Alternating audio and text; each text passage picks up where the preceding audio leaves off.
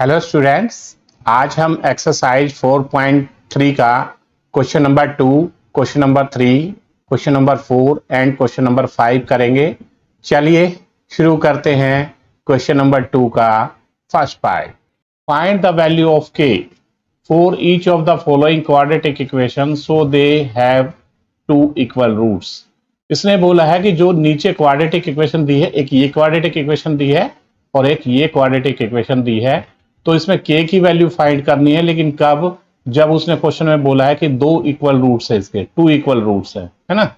जब हमें पता है, हमने पहला क्वेश्चन किया था, हमने नेचर ऑफ रूट्स पढ़ा था कि जब टू इक्वल रूट्स होते हैं तो क्या होता है, d इक्वल टू 0 होता है। सबसे पहले हम क्या करेंगे, इन इक्वेशन का d निकाल लेंगे और d जब जो आंसर आएगा उसको इक्वल टू 0 रख देंगे। क्यों रख देंगे? क्योंकि क्वेश्चन में गिवन दिया हुआ है to equal roots.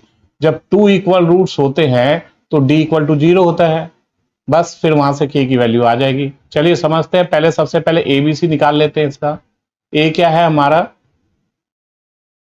a equal to 2 है, क्योंकि x स्क्वायर का कोएफिशिएंट क्या होता है, a होता है, और x का कोएफिशिएंट यहां पर क्या है, k है।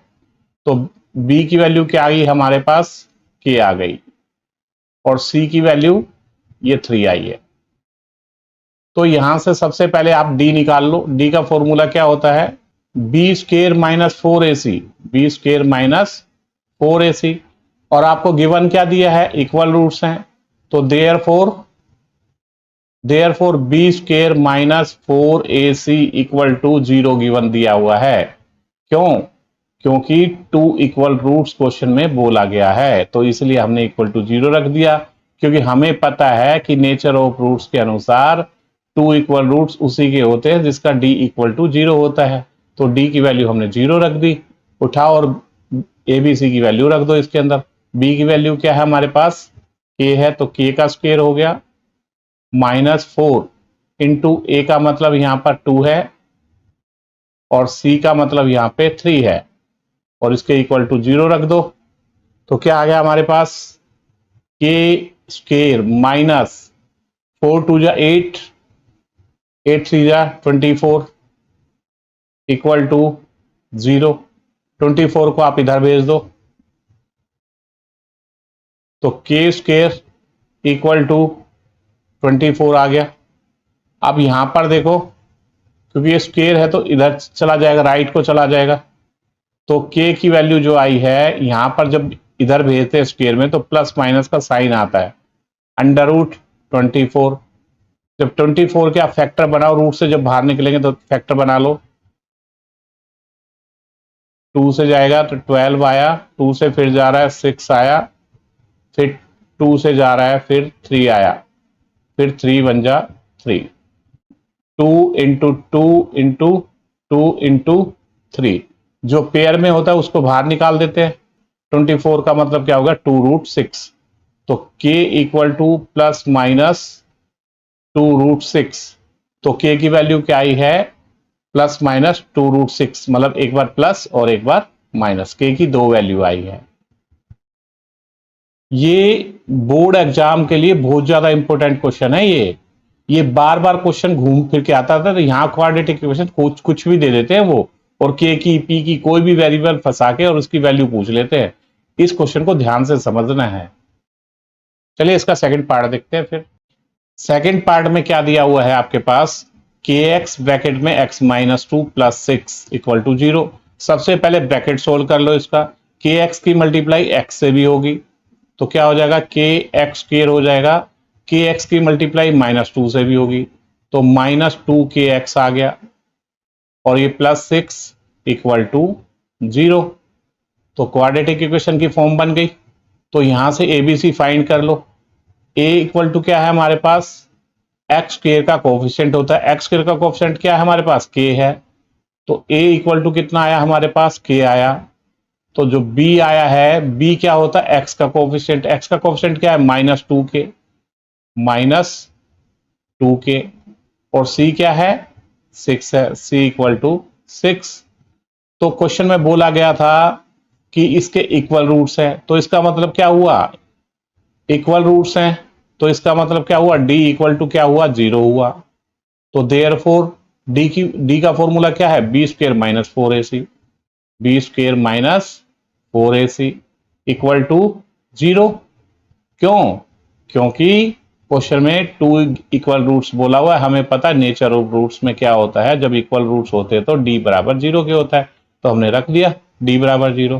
तो अब एबीसी की यहां से वैल्यू रख दो, तो बी की वैल्यू क्या है, -2 के, -2 के का क्या हो जाएगा, होल स्क्वायर हो जाएगा क्योंकि बी का स्क्वायर है, -4 इंटू ए का मतलब यहां पर क्या है, के है, और सी का मतलब क्या है, यहां 6 है, 4k स्क्वायर, क्योंकि -2 का भी स्क्वायर है और एक के का भी स्क्वायर है, तो पावर इवन है तो प्लस का बन जाएगा ये, और -24k इक्वल टू 0 भी है। यहां से कॉमन क्या आ रहा है, दोनों में से 4k कॉमन आ रहा है, 4k, और यहां पर क्या बचा, और k-6 इक्वल टू 0। यहां से 4k कॉमन लेने पर क्या हो जाएगा, k-6 आ जाएगा। जैसे हम फैक्टर बना देते हैं उसके दोनों के इक्वल 0 रख दो, 4k इक्वल टू 0 और k-6 इक्वल टू 0। तो यहां से k की वैल्यू क्या आ गई, 0/4 इक्वल टू 0 हो गया, और यहां से k की वैल्यू कितनी आई, k इक्वल टू 6। अब k की वैल्यू 0 रिजेक्ट कर दो, अभी बताता हूं रिजेक्ट क्यों कर दो, ये रिजेक्ट होगी, k की वैल्यू 0 क्यों हो गई, क्योंकि एक्स स्क्वायर का कोफिशिएंट कभी भी 0 नहीं होता। मतलब हमने पढ़ा था, देखो यहां पे A X square plus B X plus C where A B C are real number and A not equal to 0। X square का जो कोफिशिएंट होता है वो क्या होता है, ए होता है, और ए कभी भी 0 के बराबर नहीं होना चाहिए। तो ये क्वाड्रेटिक इक्वेशन बनी थी, यहाँ पे इसका कोफिशिएंट क्या है, के, और यहाँ पे के की वैल्यू क्या आ गई, 0, तो हम 0 ले नहीं सकते, तो ये रिजेक्ट हो गया, 0 तो रिजेक्ट हो गया, तो देयरफॉर के की वैल्यू क्या आ गई हमारे पास, के इक्वल टू 6। बस यही एक वैल्यू आई, के की वैल्यू 6 आई है।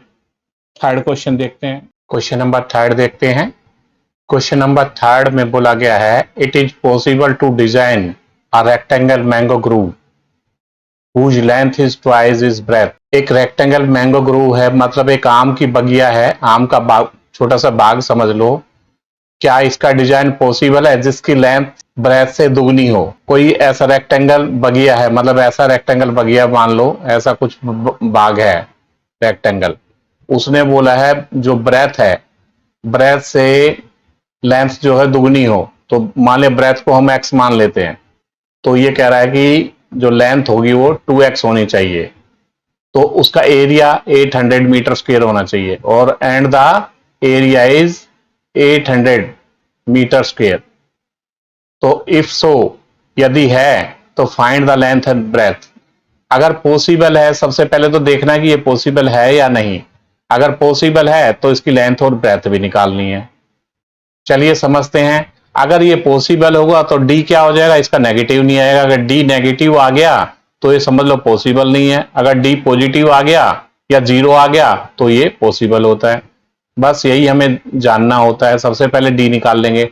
सबसे पहले हमें लेंथ और ब्रेथ नहीं पता, तो हम सबसे पहले क्या नहीं पता, हमें ब्रेथ नहीं पता, क्योंकि लेंथ तो उसने बोला है ब्रेथ की दुगनी है, अगर हमें ब्रेथ पता होती तो लेंथ हम निकाल देते। तो सबसे पहले क्या लिख लेते हैं, let breadth of rectangle mango grove equal to x metre. जो आम की बगिया की जो ब्रेथ है वो कितनी है, x metre, and length of rectangle mango grove की जो आम की बगिया की जो लेंथ है वो क्या है, उसकी दुगनी है, तो 2x हो जाएगी, 2x मीटर हो गई। और क्या दिया उसने, एरिया गिवन दिया है, एरिया, एरिया कितना दिया है, 800 मीटर स्क्वेयर। तो एरिया क्या होता है, रेक्टेंगुलर है, तो फॉर्मूला क्या हो गया हमारे पास, लेंथ इनटू ब्रेथ। तो लेंथ हमने क्या मानी है 2x, और ब्रेथ क्या मानी x। तो अकॉर्डिंग टू क्वेश्चन ये कहना चाह रहा है, लेंथ इनटू ब्रेथ क्या होता है, एरिया होता है, तो लेंथ हमारी हो गई 2x इंटू x, ये एरिया होगा इक्वल टू किसके, 800 के आ जाएगा हमारे पास, 2x स्क्वेयर इक्वल टू 800। तो x की वैल्यू 2 मल्टीप्लाई का इधर जाके डिवाइड का हो गया, तो x स्क्वेयर इक्वल टू कितना हुआ 400 हो गया। तो x की वैल्यू निकाल दो यहां से। x की वैल्यू क्या आ जाएगी, प्लस माइनस रूट 400। 400 से बाहर निकल जाएगा, 20 निकल जाएगा, क्योंकि फैक्टर जब बनाओगे 20 इंटू 20 होके 400 हो जाता है।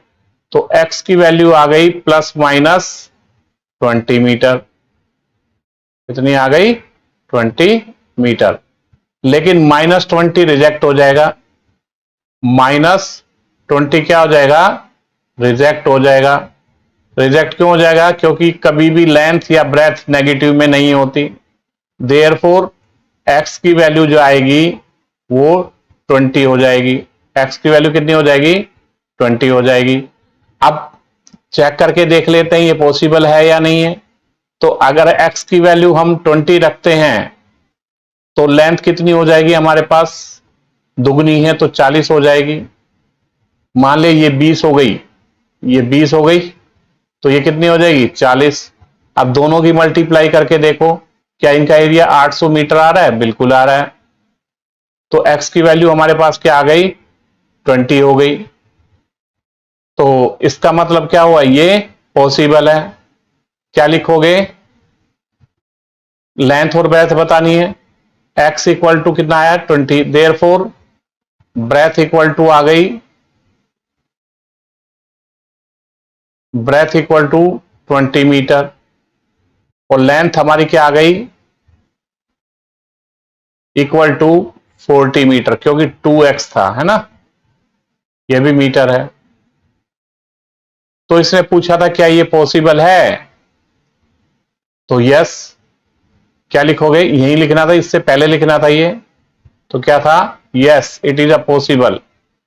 Yes it is a possible, ये संभव है कि इसकी ब्रेथ 20 हो और लेंथ 40 हो, दुगनी हो। क्वेश्चन नंबर 4 में भी क्या बोला गया है, is the following situation possible. यही पूछा गया है कि ये जो सिचुएशन है क्या ये पॉसिबल है या नहीं है। क्वेश्चन समझते, इफ सो, यदि है तो डिटरमाइन देयर प्रेजेंटेज। अगर ये पॉसिबल है तो इसकी प्रेजेंटेज निकालिए। द सम ऑफ, क्वेश्चन में यहां से शुरू होता है क्वेश्चन असली। तो इसने तो अभी तो इस क्वेश्चन में ये बोला गया है अगर प्रेजेंटेज पॉसिबल हो इस सिचुएशन के अनुसार तो उसकी प्रेजेंटेज को निकालना है। अगर पॉसिबल नहीं है तो निकल ही नहीं सकती। क्वेश्चन यहां से शुरू हो रहा है, the sum of the ages of two friends is 20 years. दो फ्रेंड की एज का जो सम है वो 20 ईयर्स है। 4 ईयर अगो, 4 साल पहले, the product of their edges years was 48। 4 साल पहले की जो उम्र थी उनकी, उनका जो गुणा करें तो उनका प्रोडक्ट क्या हो रहा है, 48 आ रहा है। तो हमें सबसे पहले तो प्रेजेंट एज नहीं पता, तो हम क्या करेंगे, एक की प्रेजेंट एज मान लेते हैं। Let present age of one friend, दो फ्रेंड है तो एक को वन फ्रेंड, दूसरा अदर आ जाएगा। तो वन फ्रेंड की क्या मान ली हमने, x ईयर्स मान ली। तो अदर की क्या हो जाएगी, दोनों की मिला के 20 है, तो दूसरे की क्या हो जाएगी, 20 माइनस एक्स हो जाएगी। Present age of other friend equal to 20 minus x years हो गई। अब 4 साल पहले की क्या एज होगी, पहले फ्रेंड की क्या थी, वन फ्रेंड की क्या थी, एक्स ईयर थी। तो 4 साल पहले क्या होगी वन फ्रेंड की, x माइनस 4 होगी, x माइनस 4 होगी। क्यों, पहले x थी तो 4 साल पहले तो 4 कम ही होगी।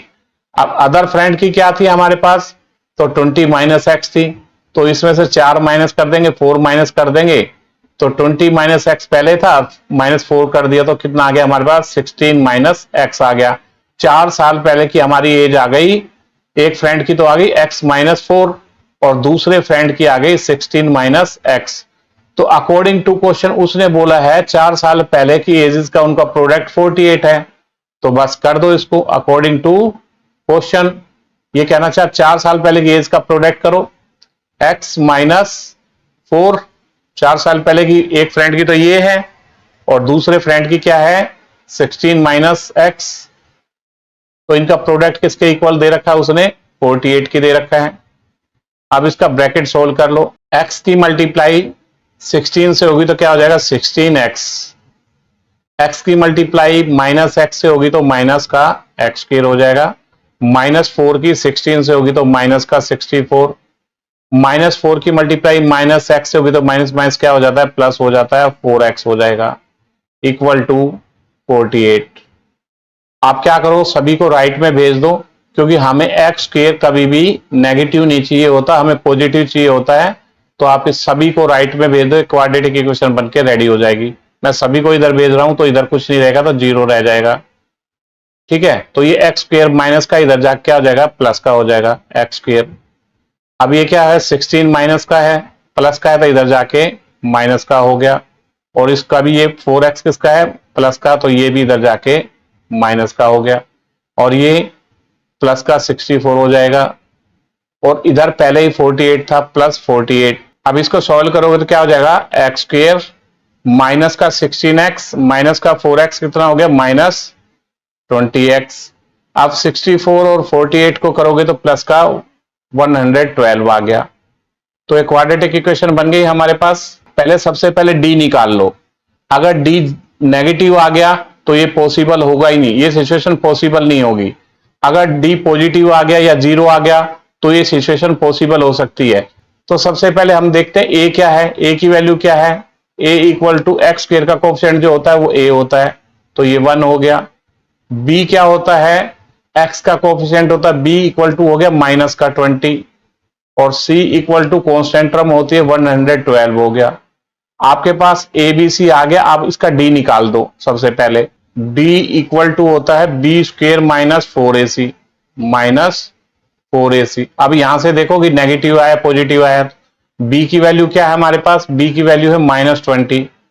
-20 का स्क्वेयर हो जाएगा, क्योंकि बी का स्क्वेयर है। -4 इंटू में ए का मतलब यहां पे 1 है और सी का मतलब यहां 112 है। तो ये कितना हो जाएगा हमारे पास, 400 हो जाएगा, 400। और -4 की जब इससे मल्टीप्लाई करोगे तो माइनस का आ जाएगा, 4 2 जा 8, ये हो जाएगा 448। तो आपके पास क्या आ गया, माइनस का 48 आ गया। और माइनस का 48 आ गया तो ये क्या है, जीरो से कम है, मतलब लेस देन जीरो है। तो इसका मतलब क्या होगा, नो रियल रूट्स। क्या हो जाएगा, no real roots, no real roots. जब रियल रूट्स ही नहीं आए तो ये सिचुएशन पॉसिबल नहीं है। क्या लिखोगे, it is not possible, it is not possible. बस यही पूछा गया था आपसे, ये सिचुएशन पॉसिबल है या नहीं है। आपका डी नेगेटिव आया है तो ये पॉसिबल नहीं है। चलिए नेक्स्ट क्वेश्चन देखते हैं। नेक्स्ट क्वेश्चन में भी यही है, it is a possible to design rectangle park. अगर ये रेक्टेंगल पार्क पॉसिबल है तो इसकी लेंथ और ब्रेथ निकालनी है। और रेक्टेंगल पार्क ऑफ पैरामीटर, जो रेक्टेंगल पार्क है जो उसका पैरामीटर गिवन दिया है 80 मीटर और एरिया गिवन दिया है 400 मीटर स्क्वायर। तो इफ सो, यदि पॉसिबल है तो फाइंड द लेंथ और ब्रेथ, उसकी लेंथ और ब्रेथ मान निकालनी है। सबसे पहले गिवन लिखा हमने, गिवन क्या है, area equal to 400 metre square है बेटे, ये मीटर स्क्वायर हो गया। And parameter equal to 80 metre. तो अब सबसे पहले क्या मान लेते हैं, इसको एक को लेंथ मान लेते हैं, लेंथ को x मान लेते हैं और ब्रेथ को हम y मान लेते हैं। और जो गिवन कंडीशन दी है उसके अनुसार हम सोल्व कर देते हैं। एरिया कितना दिया है आपको, 400 मीटर स्क्वायर, 400 मीटर स्क्वायर। तो एरिया का फॉर्मूला क्या होता है, लेंथ इंटू ब्रेथ। लेंथ हमने क्या मानी, x, और ब्रेथ क्या मानी है, तो y। तो x इंटू वाई हो गया, तो एक्स वाई हो गया equal to 400, y equal to 400 upon x। ठीक है, इसको आप फर्स्ट इक्वेशन नाम दे दो। एक कंडीशन दूसरी भी दी हुई थी, आपके पास पैरामीटर गिवन दिया हुआ था। पैरामीटर क्या था हमारे पास, पैरामीटर था 80 मीटर, पैरामीटर 80 मीटर था। रेक्टेंगल पार्क का पैरामीटर क्या होता है, 2 into length plus breadth. Length क्या है हमारे पास, x है, और ब्रेथ क्या है, y है। तो इक्वल टू 80, 2 मल्टीप्लाई का इधर जाके डिवाइड का हो गया, x प्लस वाई अब 2 मल्टीप्लाई का डिवाइड में जाके क्या हो जाएगा 40 हो जाएगा, 40 हो गया। तो आप क्या करो, इसको आप सेकंड दे दो। आप y की वैल्यू को आप सेकंड इक्वेशन में रख दो। Put the value of y in equation second, मतलब y की वैल्यू सेकंड इक्वेशन में रखने पर, सेकंड इक्वेशन क्या है हमारे पास, ये रही। तो यहां पे क्या हुआ, x प्लस वाई की जगह हम क्या रख देंगे 400 upon x equal to 40। From first से लेके आए हैं हम इसको, है ना। अब आप इसका एलसीएम ले लो, इसके अपॉन में, इसके अपॉन में 1 आ गया, तो हमारा एलसीएम क्या आएगा, x आ जाएगा। तो ये क्या हो जाएगा हमारे पास, x square plus 400 equal to 40। x divide का उधर जाके मल्टीप्लाई का हो जाएगा, तो x square plus 400 equal to 40x। 40x को इधर ले आओ, ये माइनस का हो जाएगा, तो x square minus 40x plus 400 equal to 0। अब हमारे पास ये क्वाड्रेटिक इक्वेशन बन के आ गई। अगर ये पॉसिबल है तो इसका डी पॉजिटिव आएगा, है ना, या 0 के बराबर आएगा। तो देख लेते हैं, अगर ये पॉसिबल है तो फिर इसके हम x की वैल्यू रूट्स निकाल देंगे, y इसकी लेंथ और ब्रेथ होगी। सबसे पहले क्या निकालेंगे, a निकालो। a का मतलब क्या है, यहाँ 1 है, तो b का मतलब यहां पर क्या है -40 है, और c इक्वल टू 400 है। अब यहां से सबसे पहले d निकाल लो।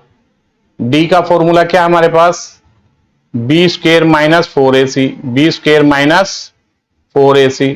अब यहां से वैल्यू रखो b की, b हमारा कितना है, माइनस का 40 का होल स्क्वायर हो जाएगा, -4 इंटू ए मतलब 1 है यहां, और c का मतलब यहां पे 400 है, 400।